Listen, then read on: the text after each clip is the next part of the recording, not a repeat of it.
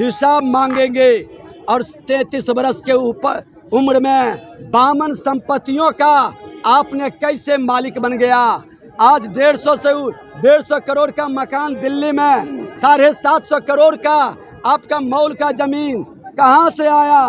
आप बहुत भाजपा झूठा पार्टी तो बहुत सत्यवादी है, तो मुख्यमंत्री को जवाब देना चाहिए। सत्ता के लिए समझौता भ्रष्टाचारियों से, अपराधियों से क्यों। भाजपा ने सदन का बहिष्कार किया, उसके बाद फिर से मुख्यमंत्री नीतीश कुमार के ऊपर सवाल खड़े किए कि आखिरकार जो चार्जशीटेड उप मुख्यमंत्री है उसके बगल में बैठे हैं, शिक्षक पर लाठियां चल रही है, किसान जब अपनी मांग को रख रहे हैं तो उनके ऊपर लाठियां चलाई जा रही है। हम लोग कल 13 तारीख को जो है वो गांधी मैदान से तेजस्वी यादव के खिलाफ उनसे पूछेंगे कि उन्होंने जो इतनी कम उम्र में 53 जगहों पर संपत्ति और साथ ही साथ जो दिल्ली में मकान और मॉल की जो ज़मीन है वो कहाँ से आई है। और उन्होंने यह भी कहा कि आखिरकार बिहार के मुखिया नीतीश कुमार के पास अब जवाब नहीं है। उन्होंने कई लोगों का इस्तीफा लिया था लेकिन अब कोई इस्तीफे की मांग नहीं है। कल जो है भाजपा गुंडा राज के खिलाफ आगाज शुरू करने जा रही है। सड़क से, गांधी मैदान से हम लोग ये सवाल पूछेंगे कि 10 लाख नौकरी का क्या हुआ। सुनिए विजय सिन्हा का बयान। आज सदन के अंदर आपके माध्यम से पूरा बिहार और देश देख रहा है कि विपक्ष सदन चलाना चाहता है। हम सदन चलाने में सहयोग कर रहे हैं, लेकिन विपक्ष को बोलने नहीं देता है। 78 विधायकों का विपक्ष, उसको बोलने नहीं मिले, लेकिन जो छोटी छोटी पार्टी है उसको बोलने का आदेश मिले आसन से। हमारे तरफ कैमरा बंद कर दें, हमारी आवाज़ को लाइव में कम कर दें कि लोग सुन नहीं पाए। फिर भी हमने ये तमाम विषय को सह करके बड़ी आग्रह करके बोलना शुरू किया तो आधा में ही माइक बंद कर दिया गया। आज आपने देखा, हमने कहा कि माननीय मुख्यमंत्री जी, आपने आधे दर्जन मंत्री का इस्तीफा लिया था FIR में नाम पर, आज चार्जशीटेड उप मुख्यमंत्री पर आपका जवाब क्यों नहीं। आज शिक्षकों के साथ जिस तरह से आपकी लाठी बरसी है, जिस तरह से धोखाधड़ी, शैक्षणिक अराजकता फैल रहा है, उस पर जवाब क्यों नहीं। आज कृषि सलाहकार पर आपका उसके साथ लाठीचार्ज क्यों। हमने कहा वित्त रहित शिक्षकों का अनुदान की कटौती क्यों। आज इन तमाम विषयों पर हमने जवाब मांगा। हमने कहा कि आज प्रश्न है हमारा, अगवानी पुल 1717 करोड़ पानी में बह गया।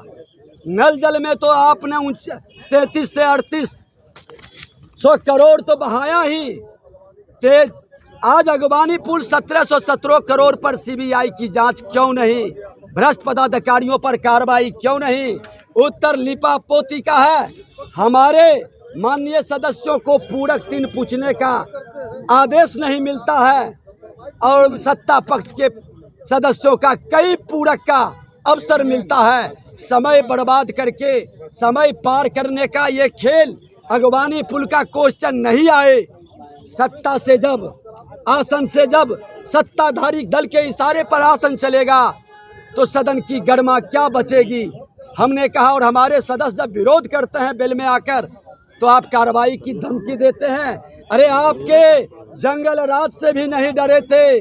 भारतीय जनता पार्टी जंगल राज की लड़ाई लड़ा था और आपने मुख्यमंत्री जी सत्ता और कुर्सी के लिए धृतराष्ट्र बन गए और जंगल राज को जनता राज बता रहे हैं। आप गुंडा राज में तब्दील कर दिया। लोकतंत्र में विश्वास नहीं, संविधान पर भरोसा नहीं, संवैधानिक संस्था पर आप अपमान कर रहे हैं और सदन के अंदर विधायिका को आप कमजोर करके विधायिका के आवाज को दबा रहे हैं। ऐसे में कैसे सदन चलेगा, इस विषय का कोई जवाब नहीं। एक भ्रष्टाचारी कभी न्याय नहीं कर सकता, कभी सुशासन नहीं ला सकता।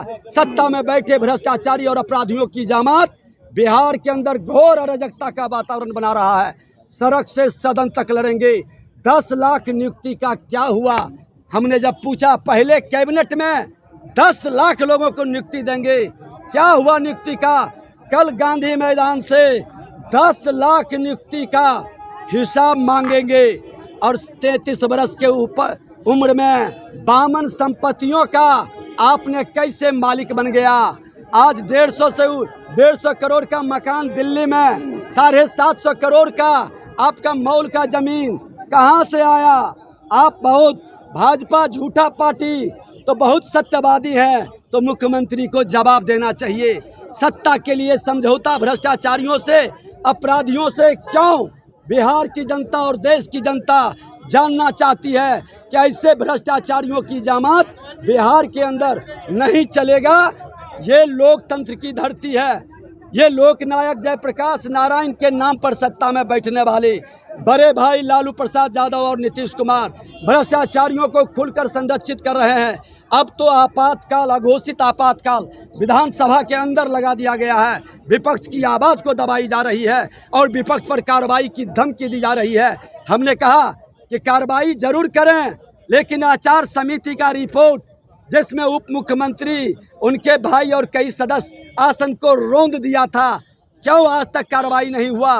क्यों विशेषाधिकार पर आप बैठक नहीं किए? क्यों विधायकों के अपमान प्रोटोकॉल समिति पर आप बैठक नहीं किए?